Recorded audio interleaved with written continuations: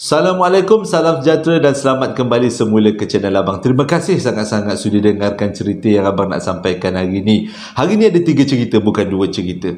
Cumanya hari ini ada 2 info ataupun maklumat yang Abang nak sampaikan. Yang pertama, waktu Abang tengah makan malam tadi, Abang tiba-tiba didatangi oleh seorang lelaki. Rupanya dia salah seorang penonton yang selalu menonton cerita Abang dekat YouTube. Dihulurkanlah sekeping kertas. Abang pun terkejut juga, kertas ni tentang apa. Nama dia Muhammad Rashdan bin Isa. Dia akan kahwin pada 17 hari bulan 9 ni, tahun ni.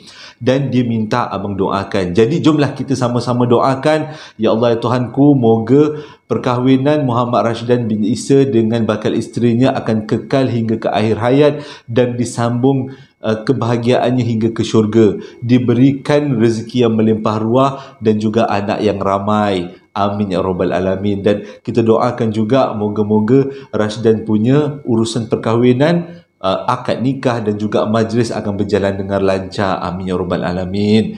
Kita aminkan ramai-ramai. Sebenarnya Abang terkejut juga kenapa nak suruh Abang doakan mula-mula. Rupanya dia kata sebab yang menonton YouTube Abang ni kan ramai. Jadi bila Abang doakan, mana tahu salah seorang daripada orang yang menonton, aminnya sangat-sangat diambil berat oleh Allah Ta'ala. Maksudnya dia antara orang yang alim.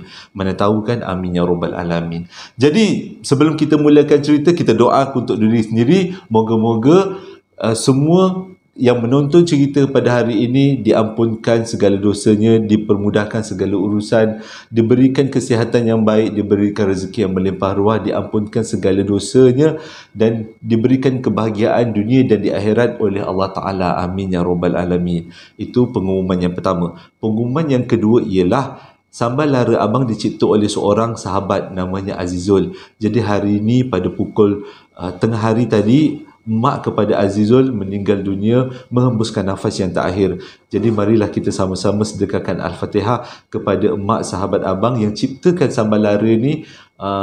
Semoga ditempatkan di kalangan yang beriman. Okey, itu adalah yang kedua. Amin ya Rabbal Alamin. Sama-samalah kita berdoa moga almarhum ditempatkan di syurga bersama orang yang beriman. Amin ya Rabbal Alamin.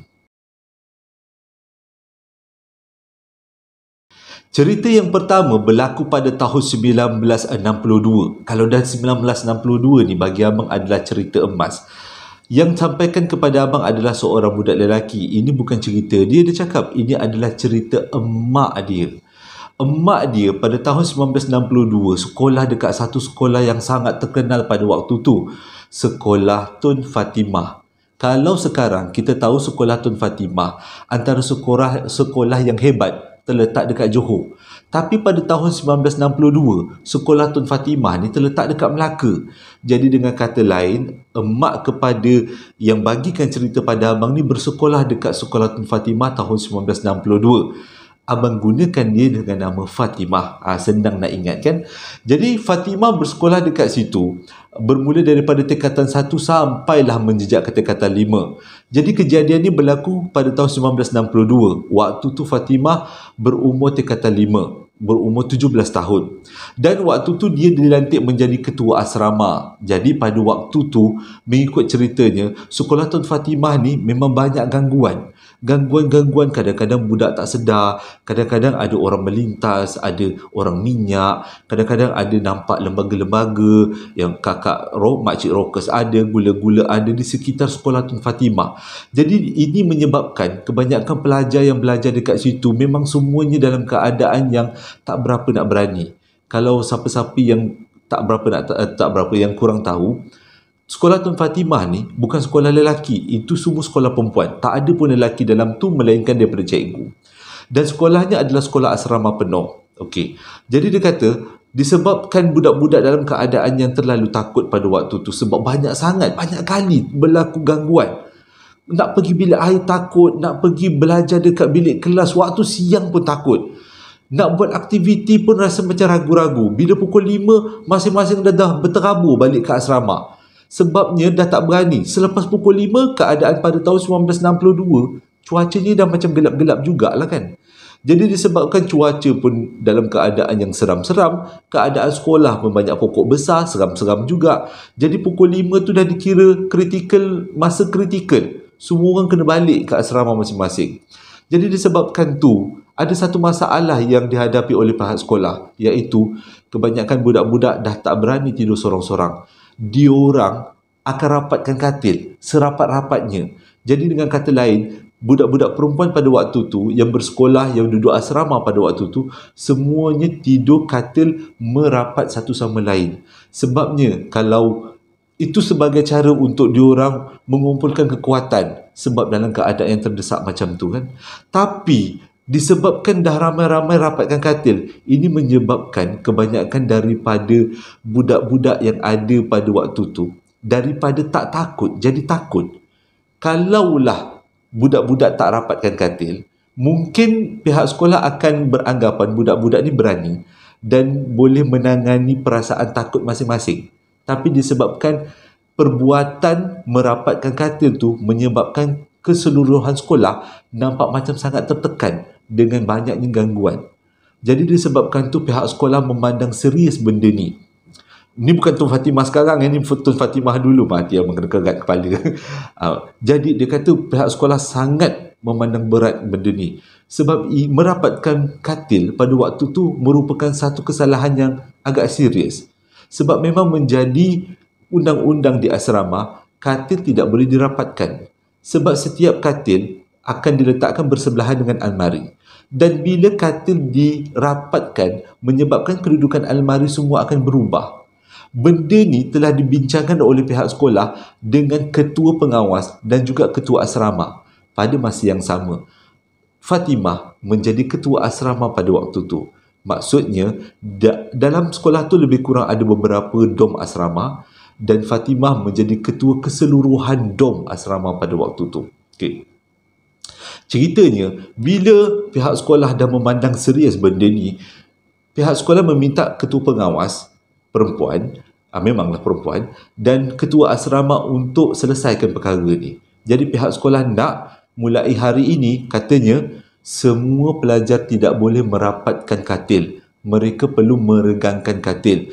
Letakkan katil pada kedudukan asal. Sebab semua katil adalah katil dua tingkat, double decker. Jadi memang tak boleh nak rapat-rapat. Pihak sekolah suruh minta kerjasama daripada ketua pengawas dan juga ketua asrama untuk menyelesaikan masalah ni.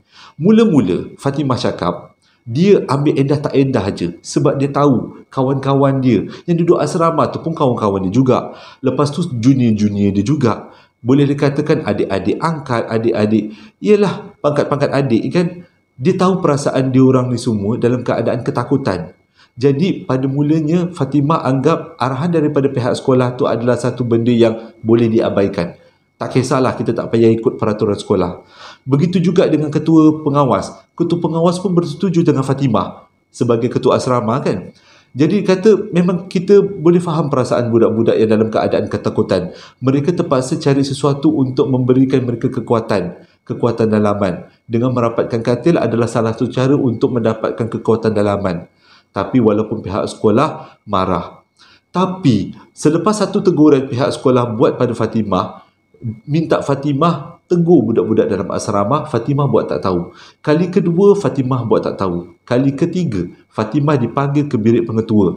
Fatimah telah diberi amaran, kalau dia tak selesaikan masalah rapat-rapat katil ni segera, dia akan diambilkan tindakan tegas. Tindakan tegas ni adalah mungkin dia akan dibuang daripada asrama, dia kena duduk luar. Ataupun dia akan pada waktu tu, zaman tu, pihak sekolah ada sistem merit kan, merit. Setiap pelajar ada markah-markahnya sendiri. Jadi mungkin kalau Fatimah tidak menyelesaikan masalah ni, markah persendirian dia akan ditolak dan ia akan menyebabkan peluang dia untuk melanjutkan tingkatan 6 di sekolah tu akan tertutup. Maksudnya pada waktu tu kan, selain daripada masuk universiti, kita boleh lanjutkan pelajaran ke tingkatan 6. Lepas tu boleh pergi luar negara, belajar ke luar negara. Jadi itu adalah peluang keemasan untuk Fatimah. Tapi bila pihak sekolah ni mengugut macam tu, dia rasa tak tentu arah juga, dia kata. Dia rasa macam alamak, peluang dia ni, dia nak belajar ke universiti, tapi kalau pihak sekolah ugut macam ni, nak tak nak dia kena selesaikan. Jadi dia kumpulkan semua budak-budak asrama, diceritakan masalah ni. Jadi budak-budak asrama ni kenal Fatimah siapa. Dia tahu walaupun kakak Fatimah ni seorang yang garang, tapi kakak Fatimah sangat bertimbang rasa. Jadi Fatimah beritahu yang diorang semua kena jarakkan katil. Okey, masing-masing yang tingkatan 1, tingkatan 2, tingkatan 3 sampai tingkatan 4 semua angguklah. Kata okey, kita orang akan jarakkan katil. Tapi diorang setakat angguk je lah. Sebabnya diorang tetap tak buat. Sebab dia anggap diorang ni semua masih lagi dalam keadaan ketakutan. Jadi Fatimah mula-mula dia nak bertegas pun dia rasa bersalah. Tapi bila pihak sekolah dah bagi amaran kali kedua, nak tak nak dia kena juga buat. Kalau tidak masa depan dia tergugat. Jadi pada kali kedua perhimpunan bersama budak-budak asrama, Fatimah beritahu, kalau kali ni korang semua tak jarak-jarakkan katil, kakak terpaksa ambil tindakan tegas. Walaupun amaran ni dibuat, amaran yang kedua ni dibuat oleh Fatimah pada budak-budak ni, tetap budak-budak ni tak nak ikut. Bukan diorang tak nak ikut dalam keadaan melawan, tapi diorang tak nak ikut dalam keadaan tolonglah kak, kita orang takut kak. Janganlah paksa kami buat benda yang kami tidak mahu. Macam itulah. Abang berlaku sikit daripada tadi muka serius kan. Jadi, tapi nak tak nak kata Fatimah, dia kena buat juga. Salah satu cara dia untuk meningkatkan, untuk membuang perasaan takut, dia buat macam ni pada satu hari. Dia tengok budak-budak ni tetap tak jarak-jarakkan katil, tetap rapatkan katil. Jadi dia buat macam ni, dia kata macam ni. Kalau korang semua tetap tak jarak-jarakkan katil, letak pada tempat asal, akak akan bagi hukuman berat pada semua orang. Tiba-tiba ada seorang budak junior, tingkatan 2, macam tu lah, terus menjerit, kak, akak tahu tak asrama kita ni berhantu? Kalau akak nak suruh kita orang jarak-jarakkan katil, apa jadi dengan kita orang? Tiba-tiba Fatimah terkeluar satu perkataan yang dia sendiri lepas tu menyesal. Mana ada hantu? Kalau hantu tu datang kat sini, aku pulas mata dia. Nak pulas mata hantu. Jadi bila dah macam tu, bila Fatimah buat gertakan macam tu, nak pulas mata hantu, jadi budak-budak yang dalam asrama pada waktu tu tengok macam, oh, beraninya Kak Fatimah.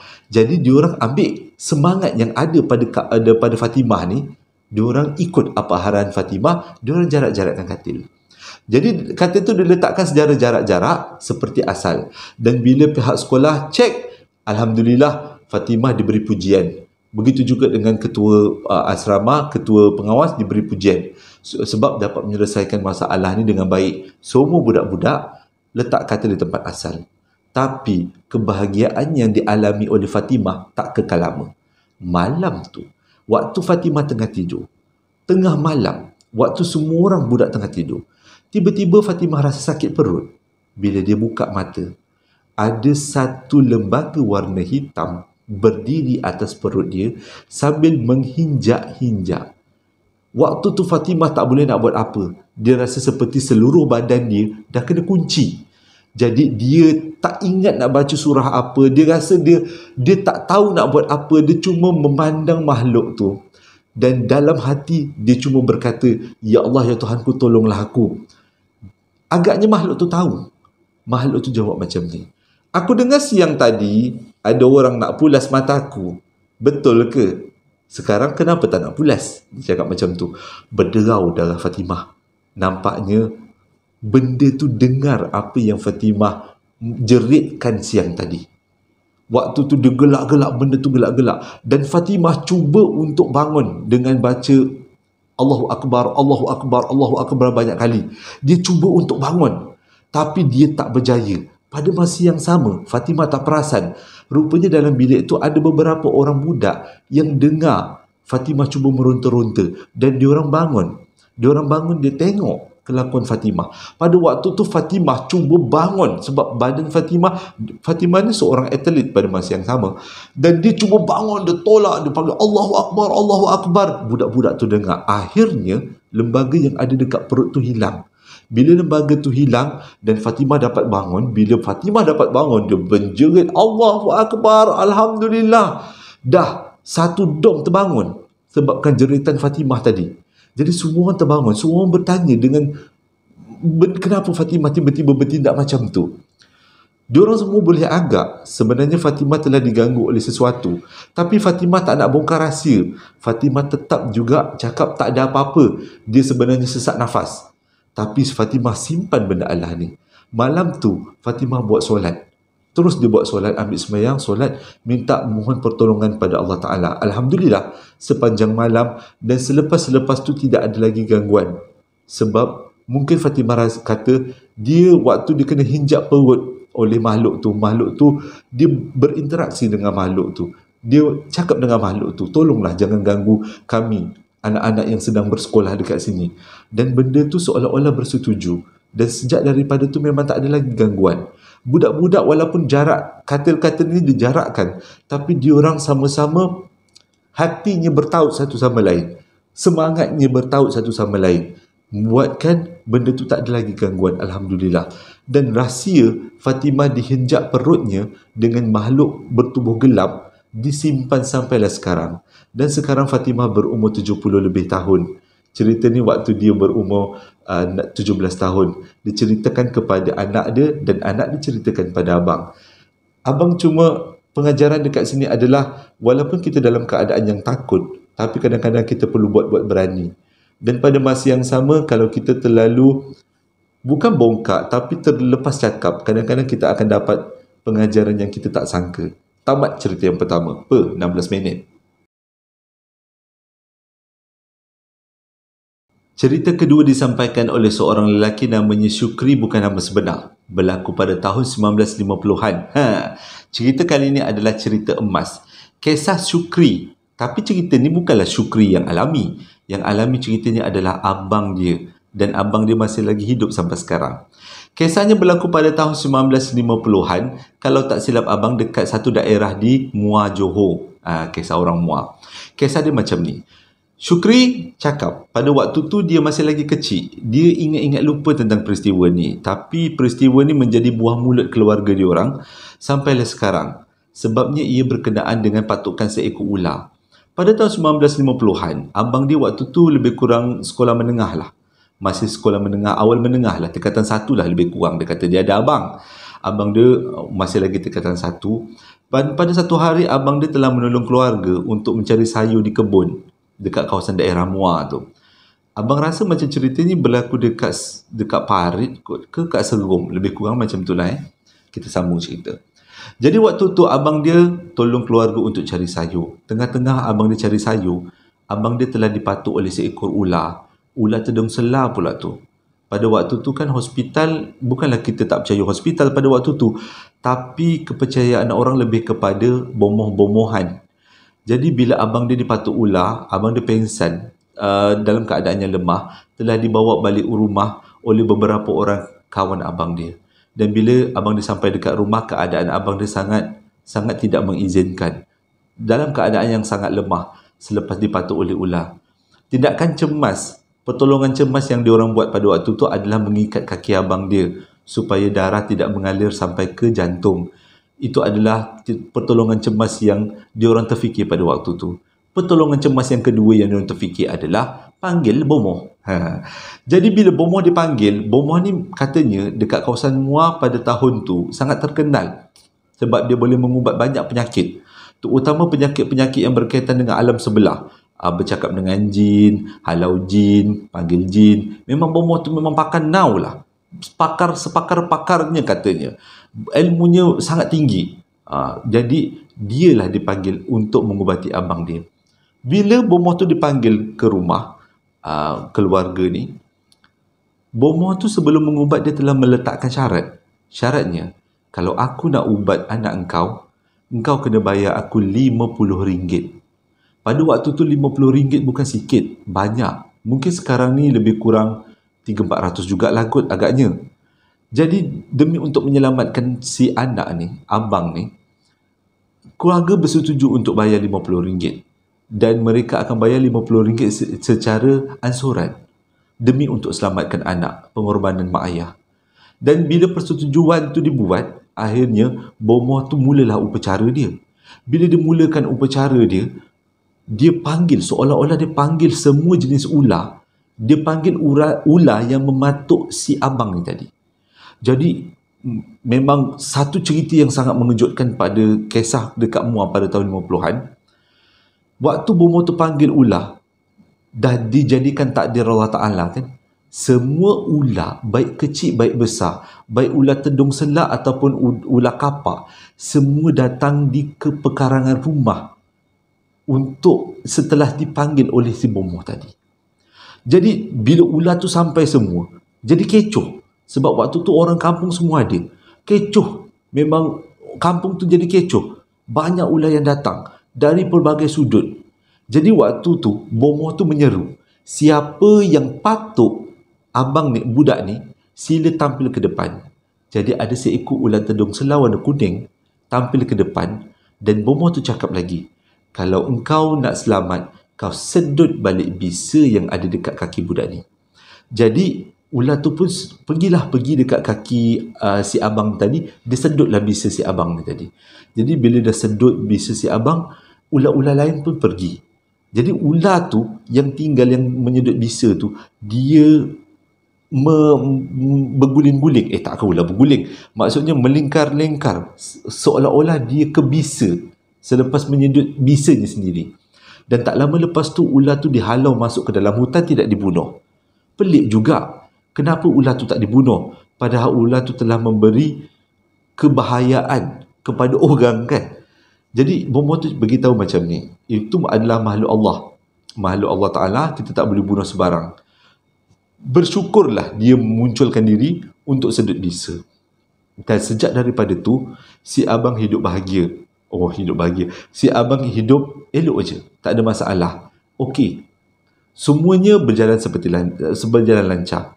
Dan bomoh tu telah dibayar sebanyak RM50, tapi secara ansuran. Ceritanya bermula selepas itu. Sejak daripada ular tu sedut bisa yang ada dekat badan si abang, keadaan abang memang sihat. Tapi ada beberapa ketika si abang bertindak seperti ular. Waktu dia nak tidur, dia akan berguling-gulingkan badan dia. Abang pun tak tahu perkataan yang sesuai. Jadi macam tu lah, dia berguling-guling, melingkar-lingkar macam tu, macam ular nak tidur. Akhirnya dia bergulung dan dia tidur. Mula-mula adik-adik beradik dia ingat benda tu macam satu benda yang biasa. Tapi bila dia report pada mak ayah dia pun pelik.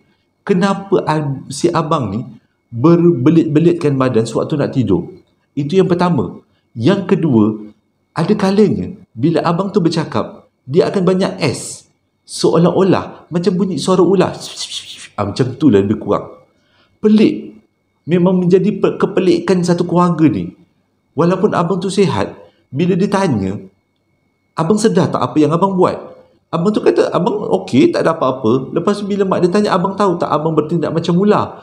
Dia kata tak ada, dia tak bertindak macam ular, dia bertindak biasa je ke? Mak dia pun sempat cerita yang abang tidur dalam keadaan bergulung. Abang tu pun macam pelik. Ya ke mak? Dia kata, abang tidur dalam keadaan bergulung ke? Dia pun tak tahu sebenarnya apa yang dia buat. Yang pertama, dia tidur dalam keadaan bergulung. Yang kedua, dia kadang-kadang keluar perkataan-perkataan seakan-akan bunyi set-set ular tu. Macam tu. Dan yang ketiga, pada satu hari, satu pagi, bila si abang bangun, dia menangis sebab dekat tumit, buku lali dia ada tumbuh sisik macam sisik ular. Pelik kan? Jadi memang itu menjadi satu benda yang sangat menakutkan.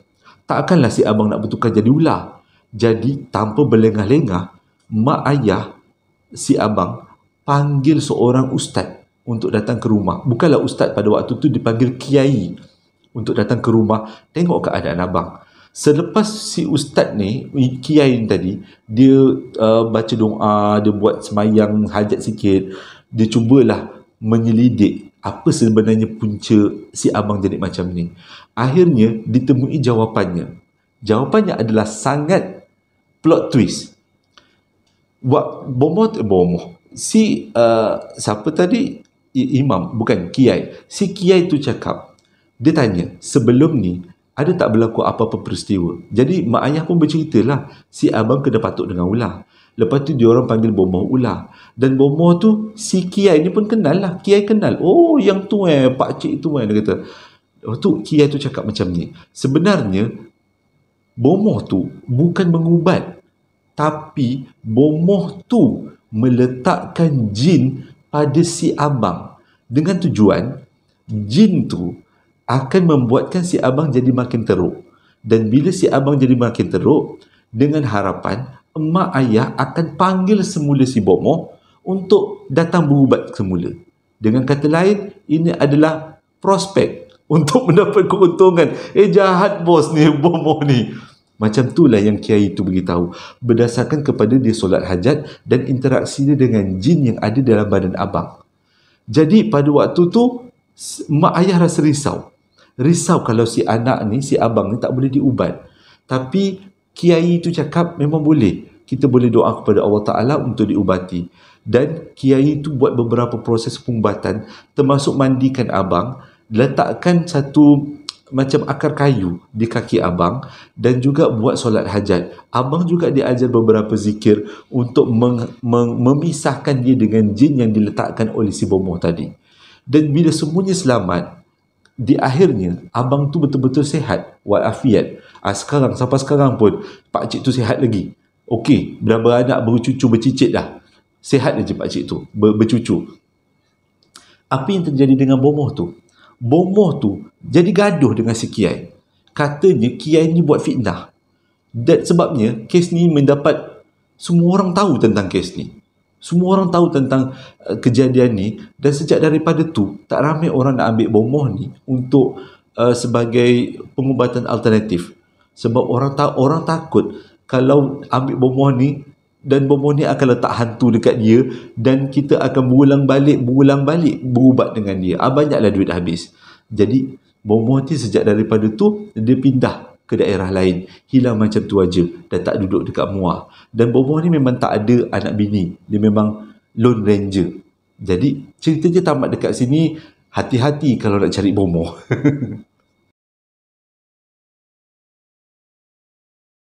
Cerita yang ketiga berlaku pada tahun 2011 dekat Sabah. Daerah spesifik tidak pula diberitahu pada abang. Diceritakan kepada abang oleh seorang perempuan, namanya Evelyn, bukan nama sebenar. Kisahnya macam ni. Pada tahun 2011, Evelyn duduk atuk dengan nenek dia. Bukan dia je lah. Mak, ayah, adik-beradik dia semua duduk dengan atuk dengan nenek dia. Rumah atuk dengan nenek dia diperbuat daripada kayu, dan rumah tu ada 5 bilik. Selain daripada Evelyn dan keluarganya tinggal dengan atuk nenek, ada juga kakak dan adik kepada mak dia tinggal sama-sama. Disebabkan rumah tu banyak bilik, jadi tak ada masalah dia orang semua nak tinggal sama-sama. Ceritanya, pada tahun 2011, Evelyn pada waktu tu masih lagi berumur 8 tahun. Masih lagi muda. Kiranya lebih kurang 10 tahun yang lepas lah kan? Lebih kurang 8 tahun. Jadi Evelyn kata pada waktu tu dia seronok tinggal dengan atuk dengan nenek dia. Ramai-ramai kan, jadi hidupnya lebih harmoni. Dan pada waktu yang sama dia ada makcik-makcik yang tinggal sama. Ada kakak mak dia, ada adik mak dia. Sepanjang tinggal dekat situ ada satu peristiwa yang Evelyn alami. Pada satu malam, tengah-tengah dia sedap-sedap tidur. Tiba-tiba dia terjaga daripada tidur. Dia berada dekat satu bilik kosong. Pada waktu tu mula-mula dia tak cam kat mana dia berada sekarang. Tapi selepas diamati betul-betul, rupanya dia berada dekat salah satu bilik kepunyaan kakak kepada mak dia. Pada waktu tu kakak pada mak dia memang tidur dalam bilik tu. Tapi waktu Evelyn ada dekat bilik tu, dia nampak keseluruhan bilik tu gelap. Tak ada orang. Dia panggil juga, makcik mana? Makcik dia tak menyahut. Dan dia tak nampak pun kelibat makcik dia. Evelyn jadi takut pada waktu tu. Tengah-tengah dia takut, waktu dia dalam keadaan sedar, daripada keadaan gelap tu, daripada ruangan yang gelap, tiba-tiba muncul seorang nenek tua, berkain batik dan juga berbaju kemeja, lebih kurang lah. Dan nenek tu mendekati Evelyn. Dia tak cakap apa-apa, dia cuma pegang muka Evelyn. Evelyn tak tahu siapa dia. Tak tahulah dia tu siapa, sama ada tok nenek moyang ataupun memang penunggu kawasan bilik tu. Jadi Evelyn diam je. Sampailah nenek tu tenggelam dalam kegelapan. Dan pada waktu tu Evelyn jatuh pengsan.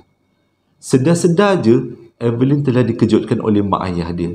Rupanya Walaupun Evelyn berada seorang-seorang dalam bilik itu masih lagi ada makcik dia yang memerhati apa yang Evelyn buat. Evelyn berdiri, Evelyn bercakap dengan nenek itu, semua diperhatikan oleh si makcik tadi. Dan selepas Evelyn jatuh pengsan, si makcik menjerit minta tolong, dan semua yang ada dalam rumah tu menuju ke bilik tu tengok Evelyn tengah pengsan. Esoknya, Evelyn telah dibawa oleh keluarga dia untuk pergi berubat. Lupa abang nak beritahu, Evelyn mungkin beragama Kristian, bukan beragama Islam. Jadi Evelyn dibawa untuk pergi berubat dan mereka adakan upacara membaca doa. Dan akhirnya keadaan Evelyn tenang semula. Dan peristiwa tu dibiarkan tenggelam dalam memori dia. Dan Evelyn pun membesar macam biasa sampailah umur dia 18 tahun. Tahun 2000, sekarang lah, pada tahun sekarang lebih kurang.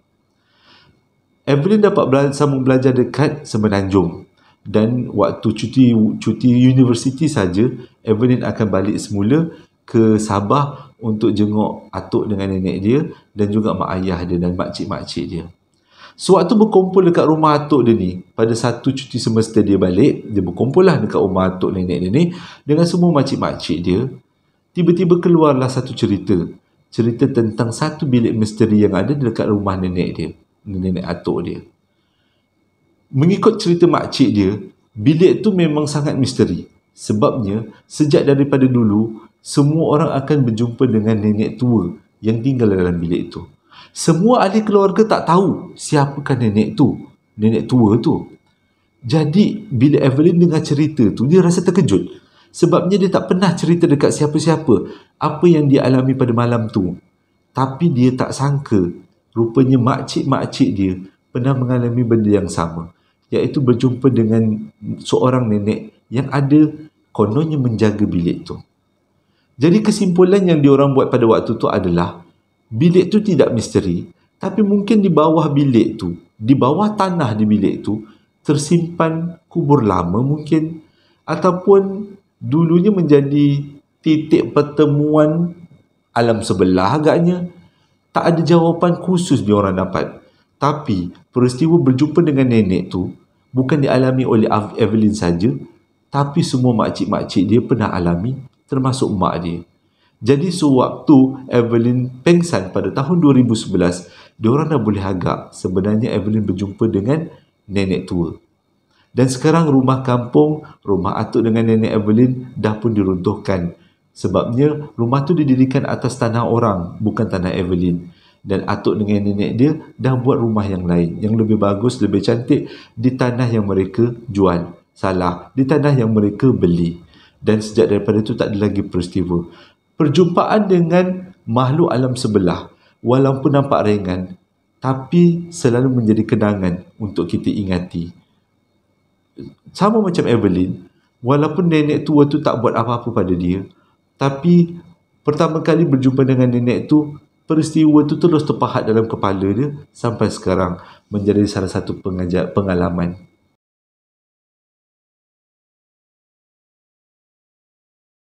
Terima kasih dah menonton video abang daripada mula sampai habis. Terima kasih juga yang membelikan baju yang abang jual, termasuk sambal lara dan juga perapan sate. Mungkin pada waktu ni sambal lara masih lagi belum ada stok, sebabnya yang membuat sambal lara tu baru kematian ibunya kan. Jadi kita bagi peluang sikit lah, kalau nanti dah restock abang beritahulah. Dan untuk perapan sate, abang baru restock lebih kurang semalam, lebih kurang. Tak banyak paket, lebih kurang 50 paket aja untuk perapan sate. Tak boleh nak buat banyak, tak jaga kualiti, benda tu pun nak buat susah. Tapi Alhamdulillah, dapat komen daripada ramai orang, semuanya gembira. Itu je yang abang rasa bersyukur, sebab ni adalah kenangan terbaik, resepi daripada mak ayah abang kan. Terima kasih sangat-sangat sebab sokongan daripada semua. Hingga berjumpa lagi dalam posting abang yang akan datang. Assalamualaikum warahmatullahi wabarakatuh.